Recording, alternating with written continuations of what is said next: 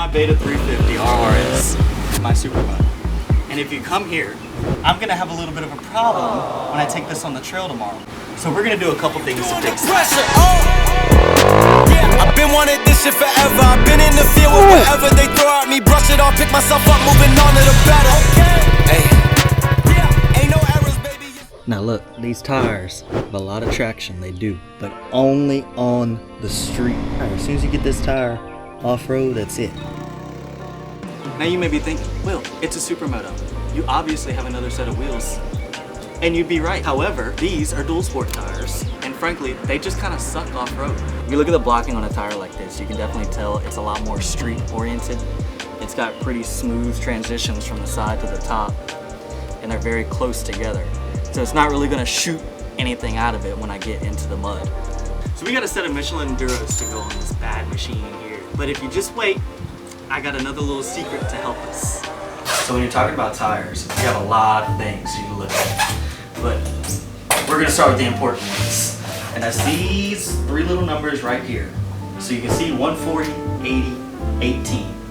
So the 18, even though it's the third number, is arguably the most important. That's how tall this opening is. And if that number doesn't line up to your rim, you can't use the tire. Second most important number is gonna be this first one, 140, 140. And that is the millimeter width of the tire. And the second number, 80, 80, is going to be the ratio off of this first number. 80% of 140 is how tall this tire is. Another very important thing is you're gonna find these little arrows. You find these little arrows and it tells you the direction of rotation.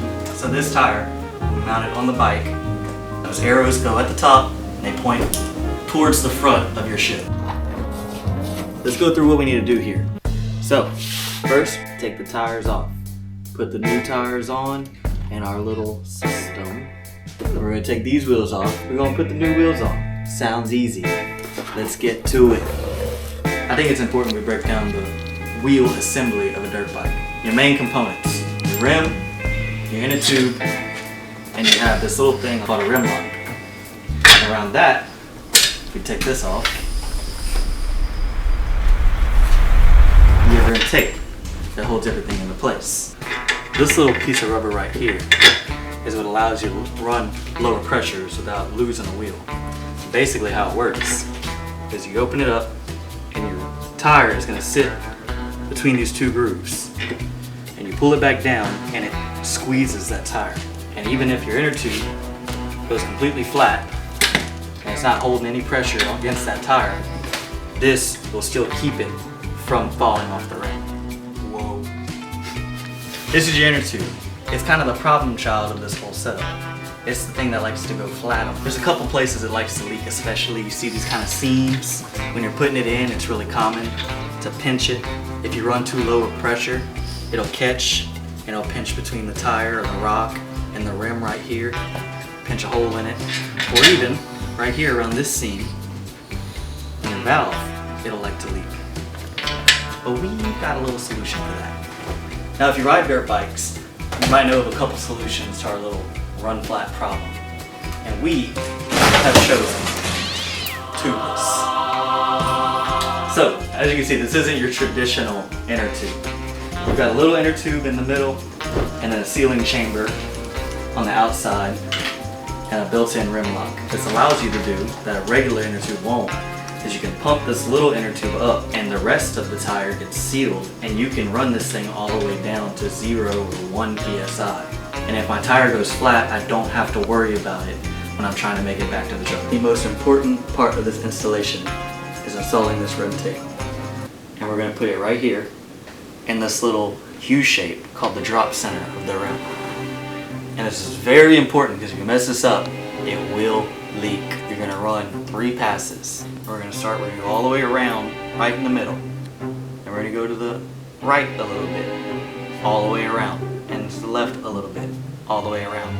But you never want to come up over the shoulder of this drop center, otherwise it will leak. Ladies and gentlemen, you have the tire mount.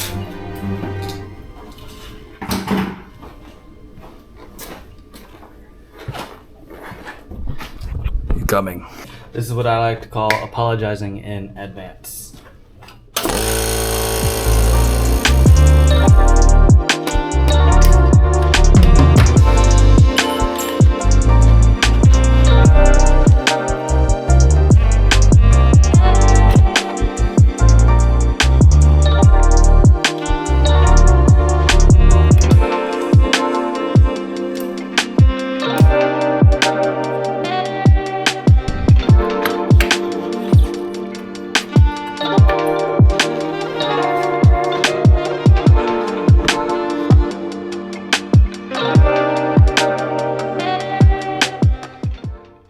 Now, there's one more thing I want to do before I go out in the woods. We're going to install a little set of bark busters.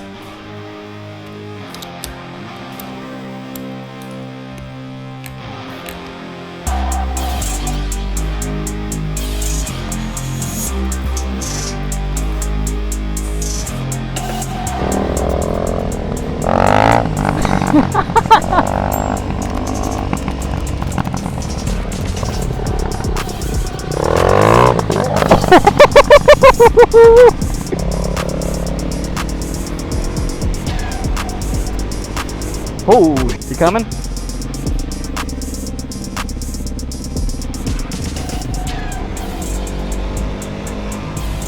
Oh, watch out for this stick. It will knock your ass off that bike.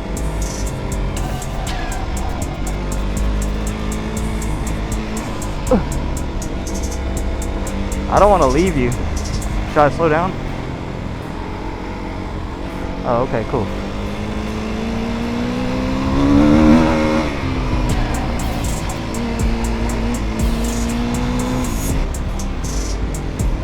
Oh shit. I like this speed. I wish we could keep this tempo up. Ooh, watch this, ready? Alright, here you go. You're gonna have to hit this one. Just let the bike move. This trail or the bike?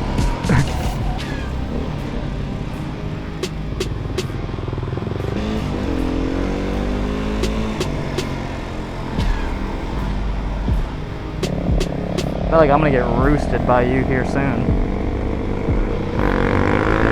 There it is. Ooh!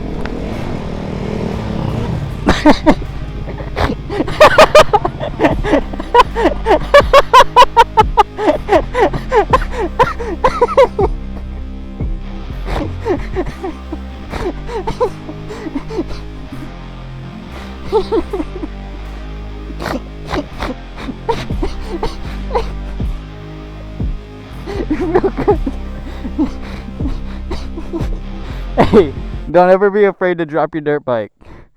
Let's go over the damages.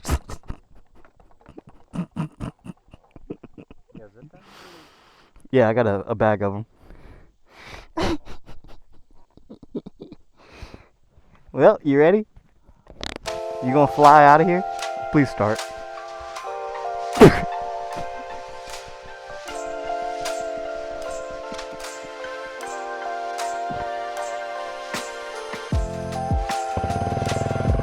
Hey, that thing's mint.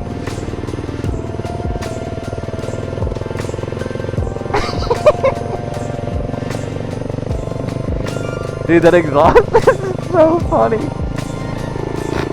I wish you could see what that thing looks like. I see it. Dude, that motherfucker.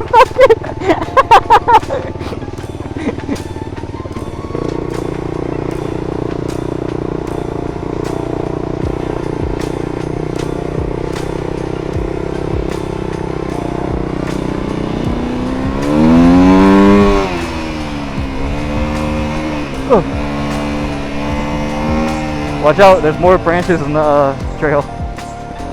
Dude, I'm just sitting down cruising right now. All right. Was it worth it? Short answer, yes. Yes, absolutely, 100 times. This is incredible. It's so much better than what I was running before. There's a lot of good things I have to say about this. There are a couple negatives. So let's go through those. Pros. 1, tire changes, easy. Tire slips on, you don't have to worry about the inner tube, the big inner tube that you're normally fighting.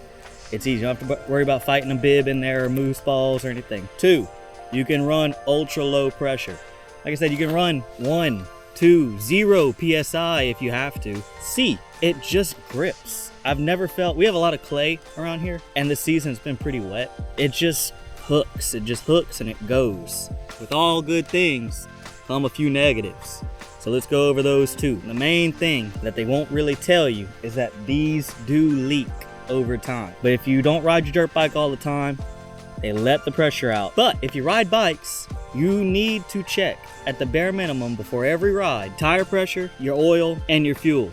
Dirt bikes, definitely every ride. Street bikes, do it at least once a week, something like that. You know, you're out here in the middle of nowhere, there's not much between you and the ground. To summarize everything, it's fantastic. It really is. I've never had more grip. If you're considering doing it, do it.